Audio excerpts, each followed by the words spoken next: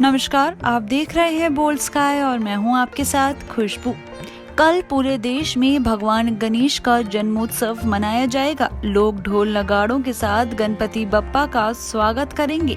उमंग से भरे इस त्योहार की खास रौनक महाराष्ट्र में देखने को मिलती है, लेकिन कोरोना के चलते इस बार महाराष्ट्र में भी गणपति बप्पा का उतनी धूमधाम से स्वागत नहीं होगा। मान्यता है कि बप्पा की मूर्ति स्थापना कर विधि विधान से पूजा करने से व्यक्ति के समस्त दुखों का अंत हो जाता है। गणेश चतुर्थी के दिन बहुत से लोग व्रत रखकर श्री गणेश की पूजा करते हैं और इस व्रत कथा को जरूर पढ़ते हैं। एक बार भगवान शंकर और माता पार्वती नर्मदा नदी के निकट बैठे थे। वहां देवी पार्वती ने भगवान भोलेनाथ से समय व्यतीत करने के लिए चौपड़ खेलने को कहा। अपनी पत्नी के आग्रह पर भगवान शंकर चौपड़ खेलने के लिए तैयार हो गए, परंतु इस खेल में हार जीत का फैसला कौन करेगा, इसका प्रश्न उठा। इसके जवाब में भगवान भोलेनाथ ने कुछ तिनके एकत्रित कर उसका पुतला बनाया। उस पुतले की प्राण प्रतिष्ठा कर दी और पुतले से कहा कि बेटा, हम चौपड़ खेलना चाहते हैं, परंतु हमारी हार जीत का फैसला करने वाला कोई नहीं है, इसलिए तुम बताना कि हम में से कौन हारा और कौन जीता।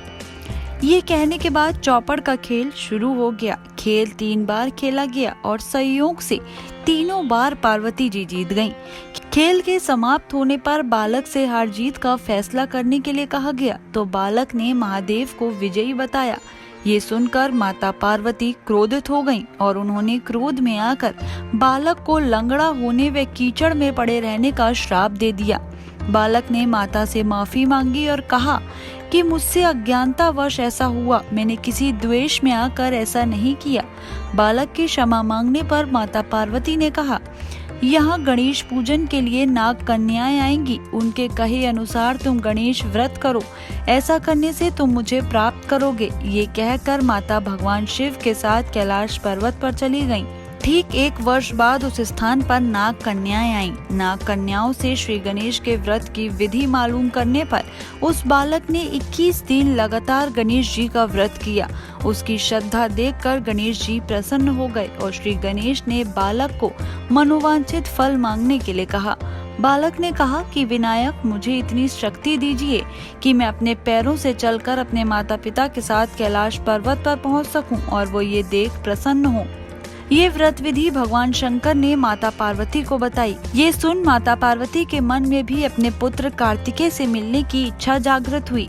माता ने भी 21 दिन तक श्री गणेश व्रत किया और दुर्वा, पुष्प और लड्डुओं से श्री गणेश जी का पूजन किया। व्रत के 21वें दिन कार्तिकेय स्वयं पार्वती जी से आ मिले। उस दिन से श्री गणेश चतुर्थी का व्रत मनोकामना पूरी करने वाला व्रत माना जाता है।